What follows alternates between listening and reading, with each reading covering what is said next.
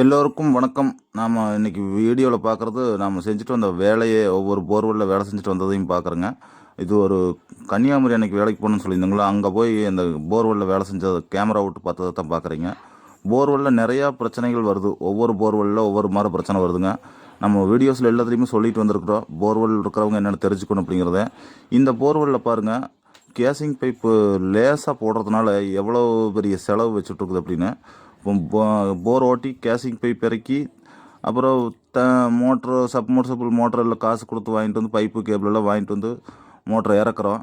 அப்படி இறக்குறதுக்கு முன்னாடியே அந்த கேசிங் பைப்பெல்லாம் கொஞ்சம் கேஜ் இருக்கிறதா போர் ஓட்டும் போதே போட்டோம்னா கொஞ்சம் செலவு மிச்சம் பண்ணுறதை பார்க்காம இது காலத்துக்கும் இருக்கிற போர்வெல்லுங்க. அதனால் அந்த கொஞ்சம் காசை மிச்சம் பண்ணுறதுக்கு வேண்டியோ இல்லை நம்ம கரெக்டான ரேட் பேசாத ஏதோ ஒரு பிரச்சனைனால அந்த கேசிங் பைப் கேஜ் கம்மியாக போயிடுது. அதனால் அந்த மண்ணோட அழுத்தம் தாங்காமல் அந்த கேசிங் பைப் பார்த்திங்களா எப்படி ஒடுங்கி அந்த பைப்பு கயிறு கேபிள் எல்லாத்தையுமே போட்டு அமுத்திட்டு இருக்குது. இது மோட்டர் மேலேயே வரக்கூடாதுங்க. நம்ம என்ன ட்ரை பண்ணாலும் என்ன பண்ணாலும் இந்த கேசிங் பைப்பு மண்ணோட அழுத்தத்தினால உள்ள பல்ஜாகி மோட்ரு பைப்பு எல்லாத்தையும் போட்டு அமுத்தி பிடிச்சிட்டு இருக்குது. அங்கே நம்ம கேமரா போகிறக்கே உள்ள கேப்பில் பார்த்தீங்களா இந்த மாதிரி பிரச்சனைகள் நிறையா நடக்குது. அதையெல்லாம் தெரிஞ்சுக்கங்க. போர்வெல் இருக்கிறவங்க ஒவ்வொருத்தரும் என்னென்ன பிரச்சனை நடக்குதுங்கிறத தெரிஞ்சுக்குங்க. அப்புறம் அடுத்ததாக பாருங்கள், இந்த போர்வெல் பாருங்கள், மோட்ரு உள்ள வந்து ரொம்ப சிரமப்படுத்த எடுத்தோம். இந்த டைப்பு காலர் வந்து யூஸ் பண்ணவே கூடாதுங்க. இந்த டைப் காலர் நான் போர் மோட்டருக்கு போட்டோம் அப்படின்னா அதை பிடிச்சி எடுக்கிறதுக்கு வாய்ப்பே இல்லை. அதில் பிடிக்கிறதுக்கு எந்த ஒரு ஸ்டெப்புமே கொடுக்காம விட்ருப்பாங்க. பம்பும் வேறு டியூப் டைப் பம்பு. அதனால் அது உள்ளே விழுந்துச்சுன்னா அதெல்லாம் எடுக்கிறது சிரமங்க. அதை சரி பண்ணிக்கோங்க. அப்புறம் இந்த போர்வெல்லில் பாருங்கள், இதில் வந்து போர் மோட்டர் உளுந்த வசைக்கு துண்டு துண்டாக கட்டாயிருக்கு. அதாவது ஒரு 1000 அடி போர்வெல், ஒரு 800 அடி பைப்பு உள்ளே உழுகுது. அது உளுந்த விசைக்கு அந்த ஃபோர்ஸ் தாங்காமல் தண்ணி அதிகமாக இல்லாதனால உளுந்த விசையில் அந்த பைப் 2-3 துண்டாக முறிஞ்சு உள்ளே விழுந்துருக்குது பாருங்க.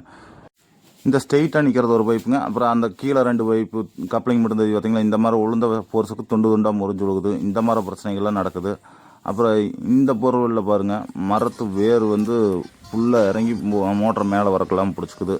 ரொம்ப நாளைக்கு மரம் பக்கத்தில் இருந்துச்சுன்னா மோட்டரை வெளியே இழுக்காமல் இருந்தோம்னா அப்படியே அந்த வேர் பூரா வளர்ந்து மோட்டர் மேலே வரக்கூடாதுங்க. இதெல்லாம் நிறைய தெரிஞ்சுக்குங்க.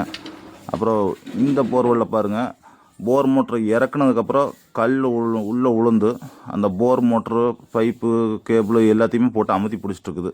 கல் பார்த்திங்களா எவ்வளோ பெரிய கல், அந்த போர் கலவை போட்டு அமுத்திட்டு இருக்குது.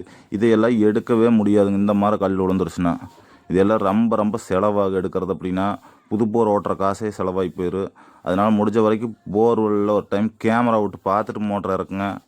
தெரியாமல் நாம் அவசரப்பட்டு மோட்டர் இறக்கிட்டோம்னா அந்த மட்டத்தில் இருக்கிற கல் பூரா சரிஞ்சு விழுது, மோட்டரவே அப்படி பிடிச்சிக்கு பார்த்தீங்களா. இதையெல்லாம் வெளியே எடுக்கிறது ரொம்ப செலவு வைக்கக்கூடிய வேலைங்க.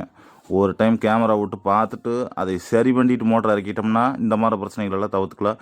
இந்த மாதிரி நாங்கள் நிறையா பிரச்சனைகள் அட்டன் பண்ணுறோங்க. போர்வெல்லில் வர பிரச்சனைகள் ஒவ்வொன்றையும் எங்கள் வீடியோஸை சொல்லியிருக்கோம். நன்றி, வணக்கம்.